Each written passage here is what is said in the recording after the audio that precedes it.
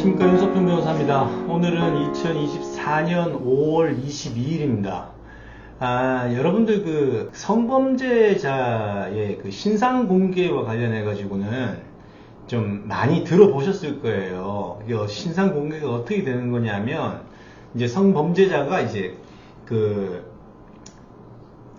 뭐 어디 예를 들어 어디 A 지역에 이제 출소해 가지고 산다 그러면은 이제 관련 홈페이지 들어가면 본인 인증 절차 해가지고 해당 지역에 주민임의 실명 인증 절차 이런 거 거쳐가지고 이제 누구나 다 그 성범죄자에 대한 정보를 확인할 수가 있어요. 그리고 성범죄자가 거주하는 지역에 이제 관할 구역에 이제 아동이나 이제 청소년의 청소년 등이 있는 가구나 어린이집, 유치원 등 이런 데는 우편으로 이제 송달을 해주거든요.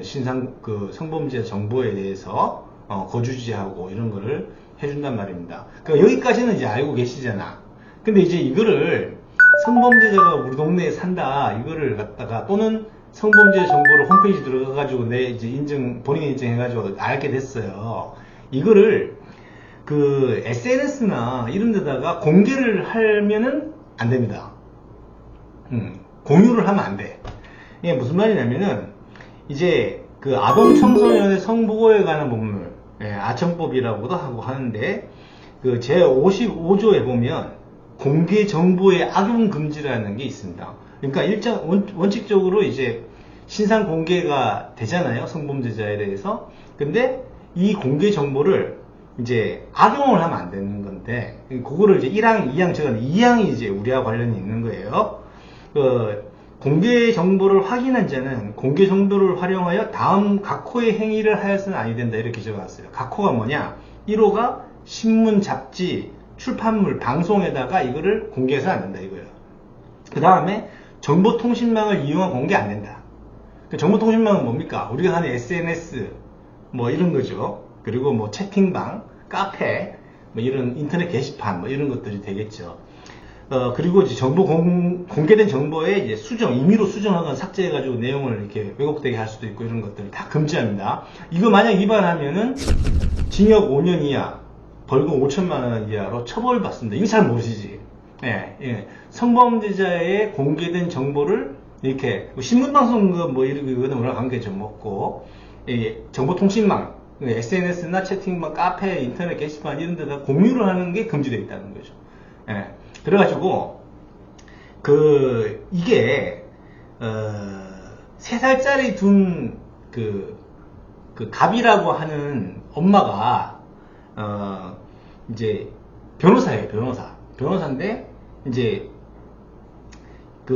이제 여성가족부 장관으로부터 이제 주거지 근처에 성범죄자 산다 이렇게 돼가지고 신상공개 정보 우편으로 송달을 받은 거지. 그러니까 이 정보를 이제 SNS나 이런 걸로 이제 공유를 하고 싶은 거예요. 근데 이제 이게 법에 금지가 되어 있는 걸 변호사니까 알았던 거죠. 그래서 이거를 SNS나 카페나 이런 건 소수만 이렇게 들어오지 않냐. 그리고 SNS 이렇게 주고받는 개인 간의 어떤 정보 수신 통신 아니냐 이런 주장을 하면서 이 금지 조항이 위헌이다라고 이제 헌법소원을 제기한 겁니다. 자, 그러면 이제 헌법재판소 2020 헌마 801 결정입니다. 자, 일단 헌법재판소 결정의 요지는 이겁니다. 자, 신상공개는 일단 모든 국민이 그 홈페이지 들어가가지고 본인 인증 절차하면 성범죄자에 대한 정보를 알 수가 있고, 또 이제 해당 지역에서 이제 어린이나 청소년이 있는 가구에 대해서는 우편 송달로 그 성범죄자에 대한 거주지, 뭐 신상 이런 것들을 우편으로 알려준다 이거죠. 그리고 일반 국민이나 지역 주민 등의 정보 접근이 제한적이거나 일반 개인이 자유롭게 해당하는 공개 정보를 확산시키지 않으면 이게 성범죄자 신상공개 제도의 취지가 달성되지 못한다 이런 건 아니거든요. 다 이거 예를 들어 홍길동이가 여기 어디 서울 지역에 사는데 제주도까지 그거를 다 알려야지만 신상공개에 그 어떤 제도적 취지가 이제 실현되는 건 아니다, 충족되는 건 아니라는 거죠. 그리고 아동 청소년보호 아청법 55조 약 2항 1호 아까 얘기했던 신문, 방송, 잡지, 출판물, 방송, 통신망, 정보통신망 이런 걸로 이제 이게 너무 전파성이나 공개성이 높아서 금지시키는 거다. 필요성이 있다. 그리고 이제 성범죄자 공개 정보가 불특정 다수에게 공개되는 것은 이제 표현의 자유에 대한 그 과도한 제한이라고 볼 수는 없다. 그리고 이제 갑 변호사 이제 뿐만 아니라 일반 국민의 알 권리가 있죠. 알 권리 그런 걸 정보를 알고 싶은 알 권리랑 근데 성범죄자의 인격권 이런 것들이 이제 충돌했을 때 이거 이제 시상 공개하는 거는 허용하는 것이 맞고 근데 이제 이거를 개인끼리 막 주고받고 SNS에 올리고 카페에 주고받고 이러는 것들은 공익에 비해서 금지할 필요성, 공익을 비춰봤을 때 금지해야 될 필요성이 있다. 그래서 이 두 가지 법익의 균형성을 상실했다고 볼 수는 없다라고 해서 합헌 결정을 합니다. 그러니까 3살짜리 엄마 갑 변호사의 위헌법률 헌법소원을 기각을 시키는 거죠. 이게 사실은 저도 이제 성범죄, 강간 등 살해, 치상, 다음에 이제 강제추행, 중강간 이런 거 성범죄 엄청 많이 했었어요. 지금은 잘 안 해요. 근데 이게 총각 때는 이런 거 봉급받고 이런 변호사 시절에 또 개업해가지고 사건 별로 없었을 때는 성범죄고 다 받아야지 사건을 사무실 운영해야 되니까. 근데 이제 제가 아들 낳았을 때만 해도 성범죄 이런 거는 크게 관심이 없었어요. 근데 딸 낳고 나니까는 이거 좀 성범죄 사건 이런 걸 좀 그렇더라고. 내 지역 우리 인근에 성범죄자 산다 이러면은 아들 있었을 때는 좀 덜했는데 딸 있고 나서는 신경이 쓰이더라고요.